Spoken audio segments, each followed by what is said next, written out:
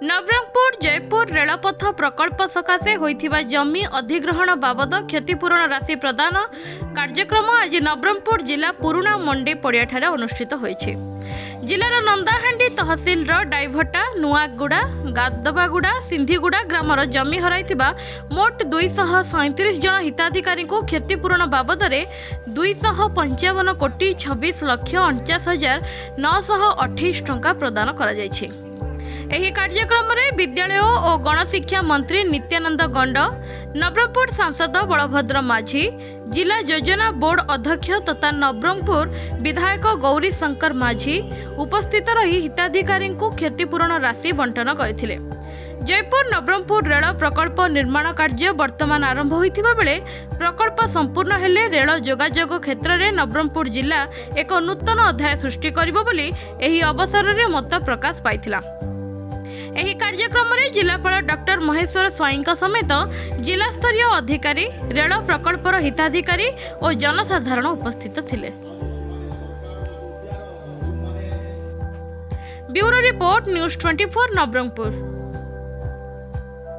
देखो बहुत दिन आशा बहुत प्रतीक्षित जयपुर नवरंगपुर रेलवे लाइन भूमि अधिग्रहण बाबद आज शेष पर्यायर पेमेंट पाखापाखि आम कह शेष होगा जाऊँगी।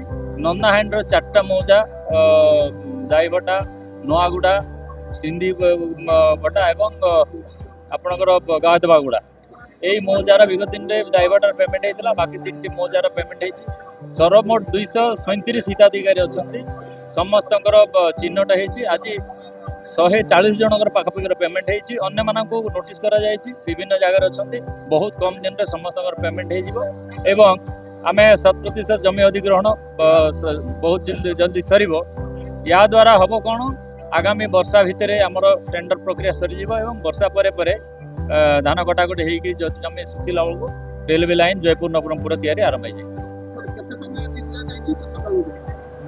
मुझे कहली 237 जनकर पाखापाखि 255 कोटी पेमेंट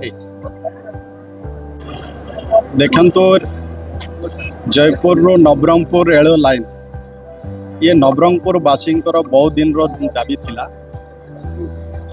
केंद्र सरकार आपको मंजूर करथिबा सते गत दिन रे ही पारु नथिला। राज्य सरकार रो सक्रियता राज्य सरकार देखौ नथिले जमी अधिग्रहण ही पारु नथिला जहा फल काम आगो को जाऊ नथिला। किंतु आज डबल इंजन रो सरकार होथिबा कारणरू आज जमी अधिग्रहण हो पारिछे। प्राय नवरंगपुर जिलार 6टी मौजार जमी अधिग्रहण होइछे एवं सेमान को क्षतिपूरण आज प्राय पाखापाखि 100 जो मानकर जमी जाइछे सेमान को आज 100 जन व्यक्ति को आज क्षतिपूरण देबा पाखापाखि 140 कोटी टंका क्षतिपूरण देबार व्यवस्था आज होइछे।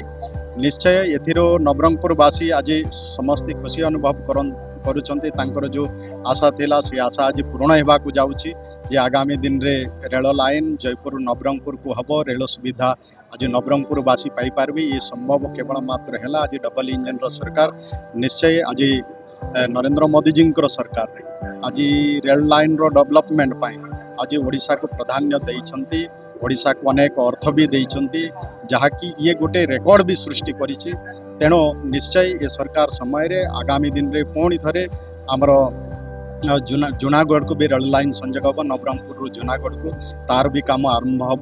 वर्तमान जहाँ भी हो जयपुर नवरंगपुर पर्यंत ये रेल लाइन रो जो जमी अधिग्रहण थिला ये आज समाप्त होइछे। नवरंगपुर वासी जो सुविधा पाइबार थिला से आज नवरंगपुरवासी से सुविधा कम दिन रे पाइबे। काम भी शीघ्र क्षिप्र गति रे काम आरंभ हम आ शीघ्र काम समाप्त हम आम रेल सुविधा पाइबा। Thank you.